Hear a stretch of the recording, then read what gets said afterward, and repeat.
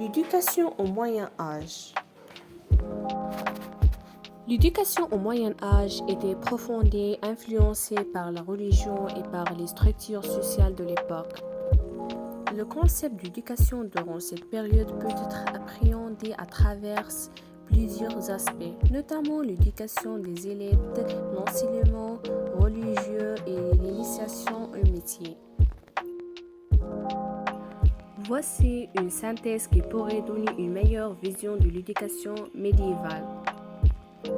1. Éducation religieuse. L'Église catholique jouit un rôle central dans l'éducation, les monastères et les églises étant les principaux centres d'enseignement offrant des formations de base en lecture, écriture et calcul souvent centrées sur la Bible et les écrits religieux.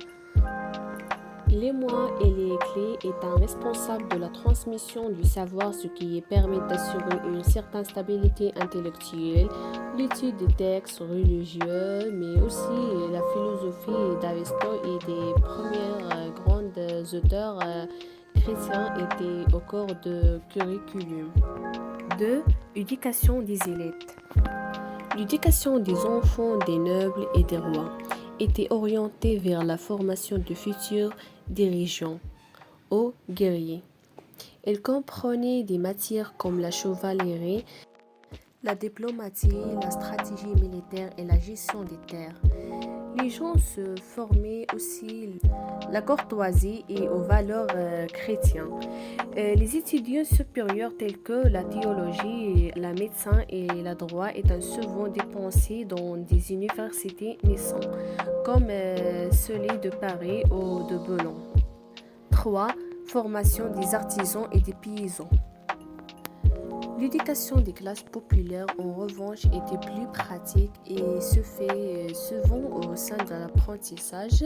Les gens étaient formés par des maîtres artisans dans un cadre de compagnonnage. Cela permet de leur transmettre les compétences nécessaires à la pratique d'un métier spécifique, menuiserie, forgeron, tissage, etc.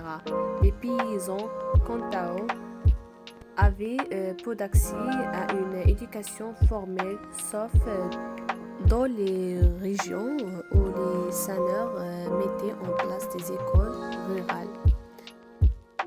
4. Le rôle des universités. À partir du IIe siècle, les premières universités médiévales ont vu le jour, notamment à Paris, Bologne et Oxford.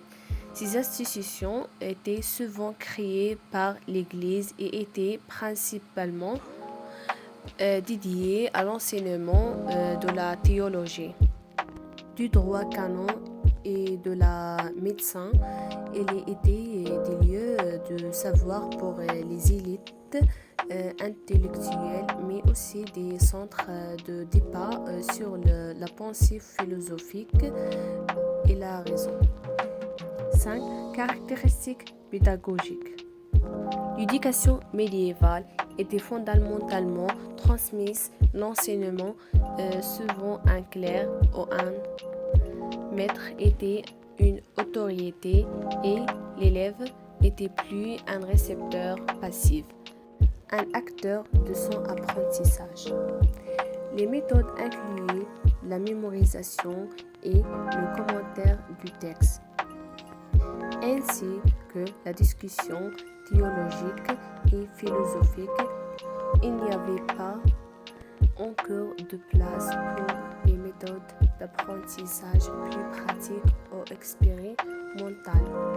Conclusion, l'éducation au Moyen Âge était donc un outil de transmission de la culture principalement religieuse, mais aussi pratique pour les artisans et les paysans.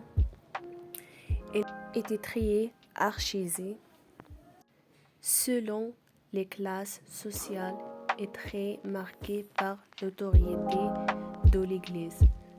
Cependant, les structures éducatives comme les universités allaient poser les bases d'une pensée chrétienne qui est marquée la transition vers la Renaissance.